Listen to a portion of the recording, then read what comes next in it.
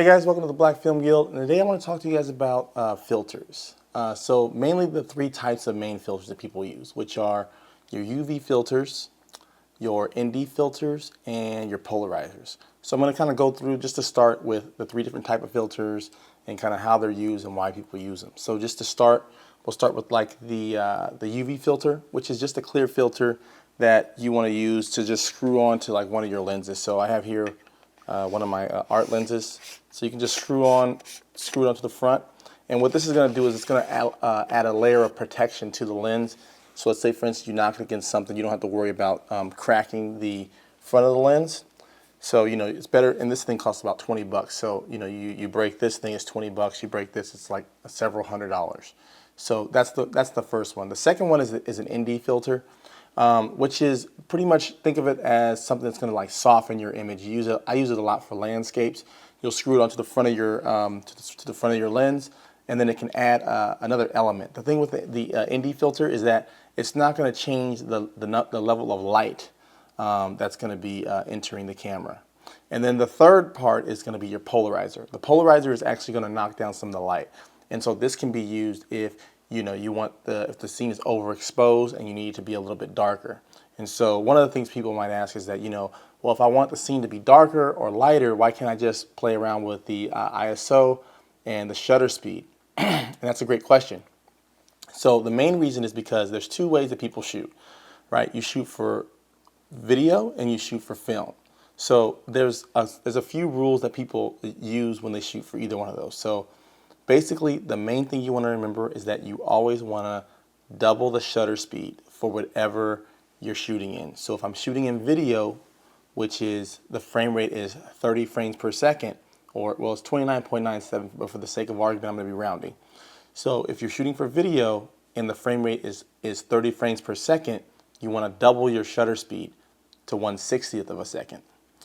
If you're shooting for film, which the frame rate is 24 frames per second, then you want to double that frame rate to 1/48th of your shutter speed. So, for example, right now I'm shooting on C100. There's no 1/48th shutter speed, so I used 1/50th because it's the closest option that I have. So that's the reason why you want to use this. So let's say, for example, I have a shot. I have the aperture that I want to use. I have the ISO is native, and I like everything that's going on, but it's overexposed. Well, that's the perfect time that you'd want to use one of these, which is going to be your polarizer. When you add the polarizer on there, you can knock down some of that light and then still keep your more cinematic look that you're looking for, and you don't have to worry about trying to change something. Because let's say, for example, you decided that you wanted to change the shutter speed. Well, if you're breaking that rule, just know that you might be losing some of the effect that you're going for. So if I'm shooting in film, for example, and normally, like I said earlier, film is at 24 frames per second, and you want to double the shutter speed to 1/48th. Let's say, for example, you're like, well, rather than use the polarizer, I'm just going to crank it up to 1/1000th of a second. Well, you're going to lose that effect. Your audience isn't going to really know what's going on. They're just going to think, oh, this is kind of weird. Why does the video look like this? And it's going to be, I think it'll probably be more strobe-like, more surreal if you did that. And the audience won't really know what that means, but they'll know that something's not right. And so those are the kind of things that you can play around with if you want, but just know that by changing those types of things, you're going to be affecting what it's going to look like, the feel of the piece that you're trying to create. So that's pretty much what I wanted to get you guys to get from this today. Is pretty much the three different types of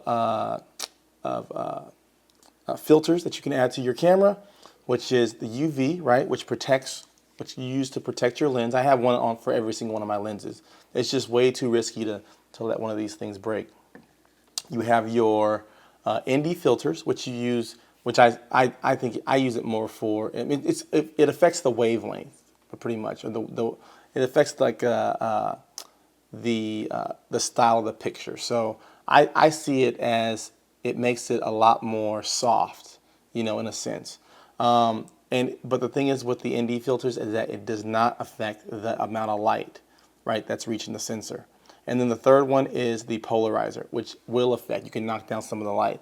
And also a good thing that I should also mention is that you can use polarizers actually to help with the glare. I've used them in the past to help with the glare from the windows, of if the sun's reflecting heavily, you can actually use it to help with the glare on the window. So those are the three different types of filters I want to talk to you guys about.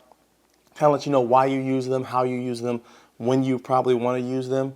I hope this helped you out a lot. Please like and subscribe, and ask me questions below if you have any other questions. I'd be more than happy to answer them.